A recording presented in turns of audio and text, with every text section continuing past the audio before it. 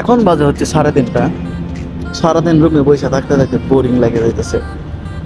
তো বাইরে আসলাম, লেবার অফিসে আসলাম। সামনের দিকে আছে জিম, পাশে হইতেছে সুইমিং। চিন্তা ভাবনার মধ্যে আছে কোথায় গেলে ভালো হবে।